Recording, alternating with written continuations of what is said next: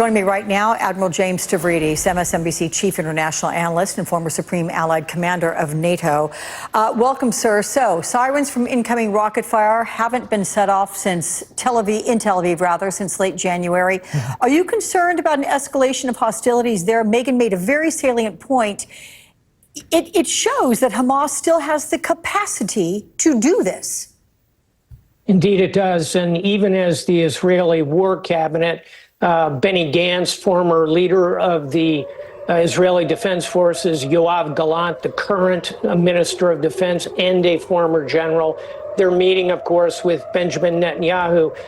With air raid sirens going off, it's going to stiffen the resistance of the Israelis to stopping their continued fight against Hamas.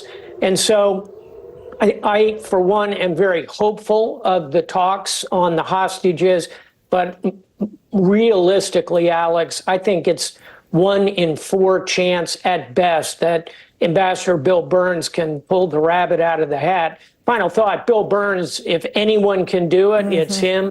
Career diplomat, ambassador to Moscow, ambassador to Jordan, fluent Arabic speaker, and very, very smart.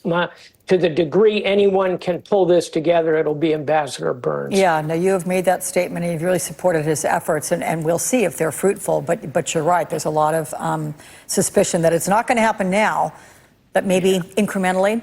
Let's talk about the developments over this last week over the conflict in Gaza, because the chief prosecutor for the International Criminal Court said he was seeking arrest warrants for Israeli and Hamas leaders. 3 countries said they would recognize a Palestinian state this week. And then the International Court of Justice ordered Israel to end its offensive in Rafah. Is all this international pressure making any impact on Israel's operations? I don't think so directly. Let's take those kind of in reverse order. The direction from the ICJ, the International Court of Justice, has no practical effect. It's simply effectively a recommendation to the Security Council of the UN. I think it's highly unlikely Israel will simply cease operations against Rafah. It might reduce the tempo. It might do them in a more surgical and precise way. I think that's realistic. In terms of the indictments, the International Criminal Court, very different. Those, I think, are misplaced. And U.S. policy would say that to create a kind of moral equivalency between Hamas on the one hand and Netanyahu on the other, it would be as though during World War II, you had an indictment of Hitler and an indictment of FDR at the same time.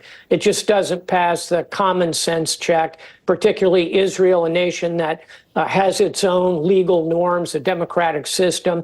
Also, they are not members of the International Criminal Court, the Rome Statute. So, again, no real practical effect. And then finally, Alex, the one in the middle of what you just showed is the recognition of Palestine by 3 relatively small European nations.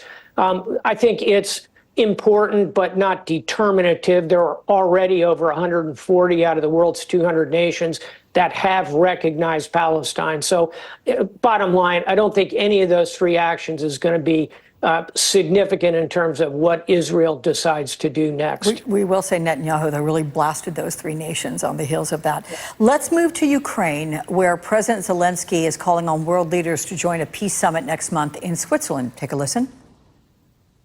To President Biden, the leader of the United States, and to President Xi, the leader of China, we do not want the UN Charter to be burned down just like these books. And I hope you don't want to either. Please show your leadership in advancing the peace, real peace, not just a pause between the strikes. Meanwhile, 4 Russian sources tell Reuters Russian President Vladimir Putin is ready to halt the war in Ukraine with a negotiated ceasefire that recognizes the current battlefield lines. Is this a potential starting point, even if Ukraine's foreign minister says it's just Putin's way of trying to derail the upcoming peace talks? I think we are at the beginning point, Alex, where you can sort of see the real possibility of a negotiation probably toward the end of this year, early next year. We're going to get through a summer fighting season, assuming the forces are static. There's no big gains one way or the other, which is what I would predict. And assuming that the West continues to support Zelensky. On the other hand, Russia continues to lose so many troops. All of that could come together toward the end of the year. I like Zelensky's statement. I would only add to it, he should also ask the soon-to-be elected leader of India, Narendra Modi, a democratic nation, the largest nation in the world by population.